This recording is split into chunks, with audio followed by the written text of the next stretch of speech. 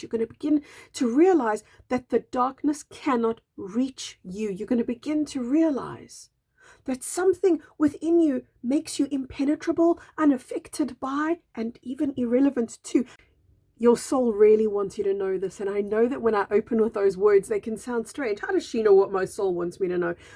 Every single one of us who are walking a path of consciousness, if that's you, and if you're listening to this video, of course it is, if you're walking a path of consciousness, if you have undergone a spiritual awakening or in spiritual awakening or are in some way raising your frequency, knowing that this lifetime is a very special place to be, knowing that this lifetime is where it all happens, we're coming to closure of a way of being and beginning a whole new chapter together, a whole new journey. We call that process ascension.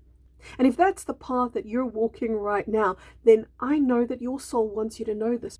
As the message came through to me, it was about 2 days ago that the message came through. I got it in a vision from the universe, and that vision has been expanded upon over the last couple of days. So let me just go straight to it. The vision is this. There's a person walking, and they're walking through what honestly looks like death and mayhem. They're walking through absolute darkness, and yet they're untouched. The interesting thing about the fact that they're untouched is they don't have a bubble around them. They don't have a shield of protection around them. They are walking with nothing but a little shawl over their shoulders. And this is very symbolic. This is indicating, look, there's no armor, there's no protection on this person. Yet, as they navigate through what looks like a ghetto of all ghettos, I mean, it looks like a war zone of all war zones. It looks like utter darkness. They're absolutely fine. So what is that?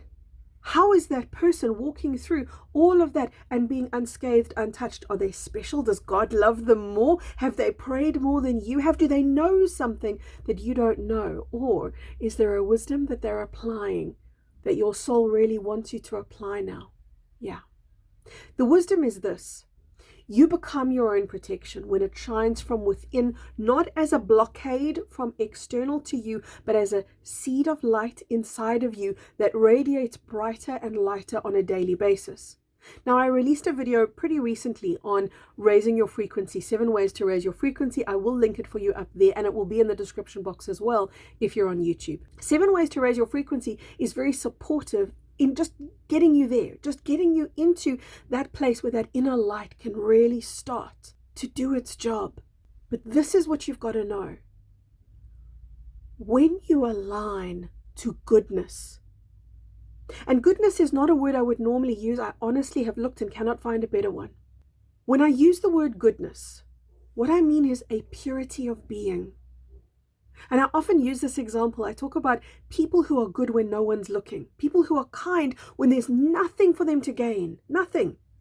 It's not about gaining recognition, acknowledgement. There's no, reward or trophy involved. There's no accolade. They're just kind because they're kind. They're not kind because there's a good-looking woman and they're going to get seen in a good light. They're not kind because they think that they're in a holy place and God might be taking notes. They're kind just because they are.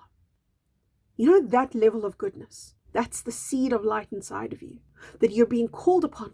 God, it's so simple.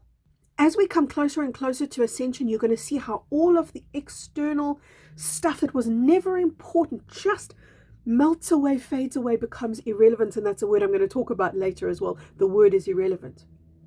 There's something else very, very important that I'm going to share with you about the divide of the worlds. Stay tuned for that. But before I get to the divide of the worlds, there is this seed of light, and it grows by your alignment to your purity. I recently did a call for my online community on sacred sexuality. It had nothing to do with the act of physical sex. It had everything to do with the alignment to your purity, to your ability to harness universal life force energy and feel it flowing through your body as it was designed to do. We are living through miracles. Don't miss the miracles. Because do you know what? If you close your eyes and go, I've just got to get through this. I've just got to get through this. I've just got to get through this. I've just got to wait till it gets better. You're going to miss the miracles. And this is a call to you not to miss the miracles, but to really open your eyes so that you don't feel like you've got to sit like this, but rather so that you can be in the wonder of what is actually going on right now.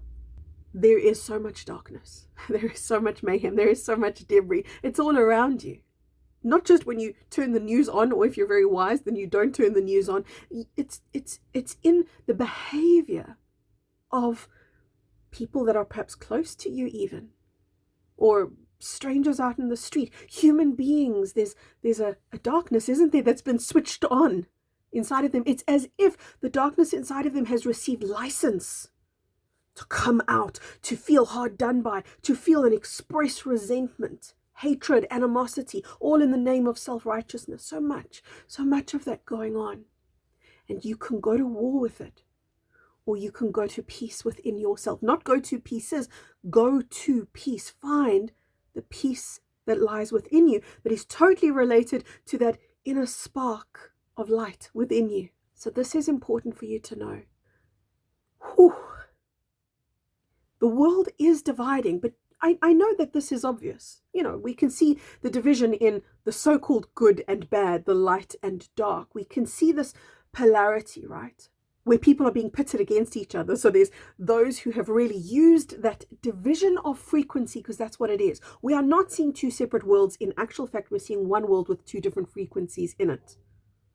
But nonetheless, these two different frequencies stand not necessarily in total opposition to each other, but they are total opposites to each other. The darkness will always stand in opposition to the light. The light, however, will stand in acceptance. That's the difference. It's a fundamental difference, but it changes everything. The light will not seek to diminish the darkness. The light will not judge, take away, berate, shame, tell it that it's bad and it needs to change. The light will just look at the darkness and go, oh, look, there's darkness. I'll just be the light. Because that's all I'm here to do. I'm just here to be light. But the darkness who is threatened by the light will berate, shame, name, judge, tell it that it can't do what it wants to do, enforce its rules, its opinions, its ideas. So that's the world that we're living in right now. These are the two frequencies that a person and each individual is highly, strongly, deeply aligned to. So what does that do to you, O being of light? Oh, being of consciousness, oh, being of love, oh, being of purity. What does that do to you? It makes you feel like you've got to shield and protect and ward off the darkness out there and resist and keep yourself safe and keep yourself protected and keep yourself somehow away from all the madness and all the chaos. But go back to the vision. There was that woman, shawl on her shoulders, walking through all of the mayhem, madness, darkness, and that death-like heavy energy, absolutely unfazed and unscathed by it. It is because her seed of light, your seed of light, was beginning to shine so brightly that it not only created a shield of protection around her, which I think, by the way, from the vision, she was totally oblivious to it. She didn't know, oh, it's okay, I'm surrounded by my light, my seed of light. You know, she wasn't coaching herself and going, seed of light, where are you? None of that. She was totally oblivious to it. She just walked.